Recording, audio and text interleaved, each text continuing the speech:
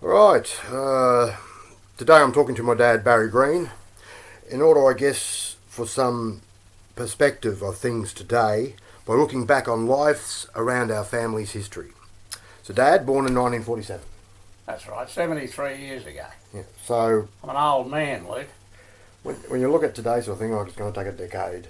Yeah. It was sort of kind of would have been hard when you were like in your adolescence, bloody. But then again, you had the Great Depression before that, and Yeah, we didn't have it all that hard. We didn't know because like, we're the baby boomers. yeah, We were born after the Second World War. yeah. But you had to shoot food to Oh, eat well, no, you didn't have to, but we did. and help the family out. Yeah, we did. Yeah. Fishing was a big thing, and Shooting in the forest with Ray McNamara. yeah, now and again, don't let him know that. But yeah, guns were an integral part of existence in the bush. There's no risk about that. I heard your dad was a dead-eye dick. Yeah, he could shoot all right. Yeah. He was very, very good. But I wasn't too bad either. But the thing was that there was a rule of thumb: you didn't indiscriminately shoot anything. You just shot stuff that you could use. If you kill it, you eat it. Yeah, and or skin it or something. But But kids today, or even Generation Y, and even some of Generation X, they don't know how to kill, skin, gut, cut, cook anything. that's right. Yeah, That's their problem. But Yeah. but see then the 50s things started to turn around a lot. Life became a heck of a lot easier as far as Well, see, looking back, you got the Great Depression, and before that, you had the Great World War One. yeah. Well, if you want me, I can't. I wasn't there then, but I do know. Yeah, Michael Ewan. When was he born? I don't know when he was born, but it was just after the First World War. Yes, But times. Yeah. the thing was that they were the greatest generation in the history of white Australia. Well, There's no risk about that. they had hard life for about 40 years of their life. Well, mate, they were born After the First First World War Yep. when things weren't all that rosy. Then bang, the Great Depression. Yeah, well, let me talk about Yep, this. sorry, And Father. then they go through the Great Depression. Now, I can remember stories because my mum and her family, they came from Wagga in New South Wales, Wagga Junee. And Ewan and Les, her two younger brothers, they used to go around trapping rabbits, or not trapping rabbits, they had ferrets. Yep. And they used to put ferrets down the burrows and then have nets at the front of the burrows, and the rabbits would come out and they would dispense of them with what was a rabbit killer, which was a And you chop behind the head. you got money for skins, didn't you? You got money for skins, and you got threepence a pair for rabbits. The rabbit bloke used to come around and pick the rabbits up, and they used to take them in and sell them in Sydney and around the place. And They put the stew on the table for the night. that was what most people lived on, Yeah. rabbits. And that's in New South Wales. We didn't in Queensland have that because we didn't have rabbits. But but I do know that a lot of the income after during that depression in Queensland, a lot of the blokes used to shoot possums Right. because there was an oversupply of them around the place, and they used to skin them and get so much for for the possum skins and all this sort of thing. And so it was all that, but there was a real, the gun was very important back in those days. It's not important today, a gun. Like since No, you can go to the supermarket and buy your meat, can't that's you? right. Yeah. But fishing was the one. Like up until they built the Wivenhoe Dam, the mullet used to come all the way up the Brisbane River, right all the way up to where the Brisbane River starts, just outside of the Nango here. And they used to come up into all those big water holes, and it was illegal, but that didn't stop you from doing it. They used to put nets across the big holes and they'd catch these mullet, Yep. and you'd catch everything else that was hit the net too, but Yep. Well, I suppose it didn't stop Mum's mob bloody stealing bread when they were hungry. yeah, that's right. That was in Ireland. Yeah, but you know, and I think Dad had about 6 nets, and Yep. we used to go fishing once a month or something down the river, and he'd catch, you know, I don't know, they'd catch heaps and heaps of mullet, and there'd be half a dozen of them would go down there, and yeah, so Now, of course, after the Great Depression was World War Two.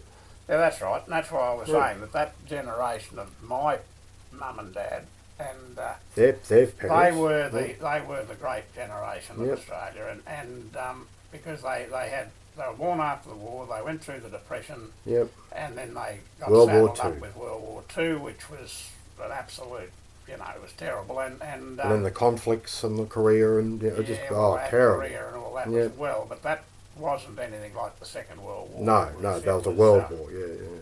It was terrible, and you know it was so bad. I can like once you got wounded in a war thing, that was pretty much you. You know, they said, right, well, you've done your bit. See you later. But I can always remember my Uncle Ewan, Mum's the sibling, the one under her.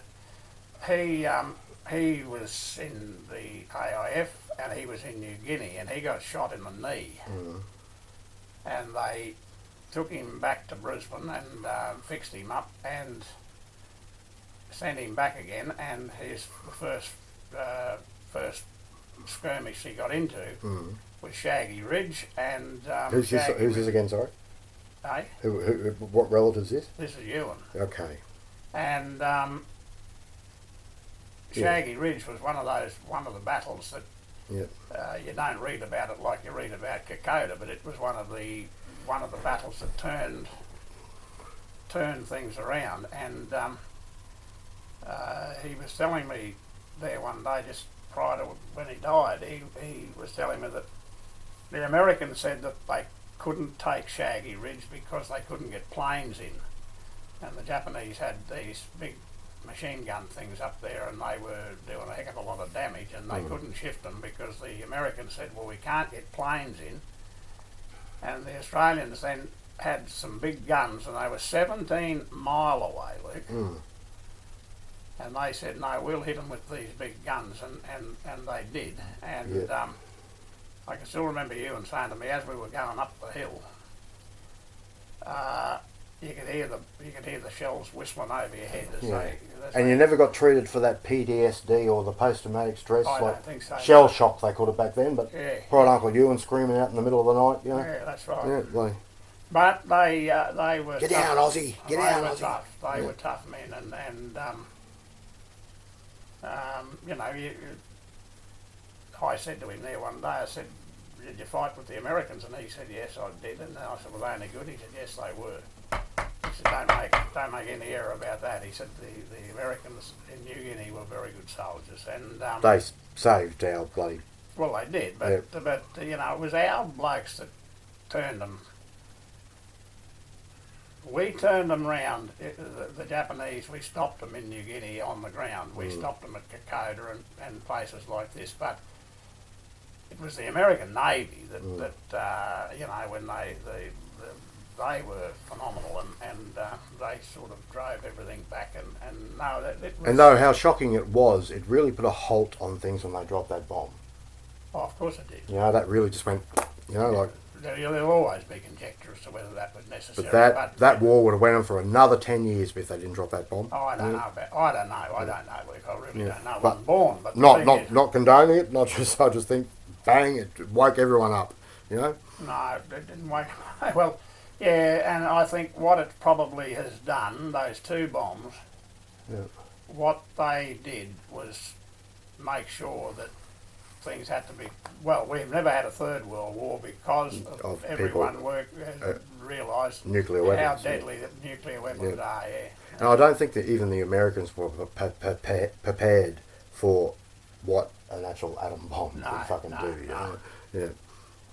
Anyhow, that was that, and so that was greatest generation, eh? I reckon they were the greatest generation this nation, that white Australia's ever had. But they went through hell for about 3 decades, the first 3 decades of their life. That's right. We had, you know, like the baby boomers, we sort of plodded along, and then when it got to the mid-60s, there was... You burnt your bras and marched, didn't you? Well, they were, we were a bit different, and then along came a group called the Beatles, and then came Generation X. no, then came it's not often that music can change the outlook, and it certainly did, because the Beatles were so Imagine if they were still alive like the Stones, what they'd be producing still. Yeah, I know that, but they were just completely different. It's hard to describe. 8 albums, Father. Yeah, I know that, but I'm just saying that their music was just so different to what had been, that had gone, even Elvis Presley up till then. But only 8 albums, and we're still revering them as the greatest rock and roll band ever. Well, they were. Exactly right. No, right. And then of course, you got Bob Dylan, and he was... The Prophet? He was probably the most influential of the lot of them. I call him the Prophet. So, but the Beatles are the Four Horsemen, Bob Dylan's the Prophet. But music was the... music was from the mid-60s, probably through to ABBA, was was instrumental in changing a whole generation. A lot of those Bob Dylan sort of protest things are making a big comeback now in today's climate. Of course they are.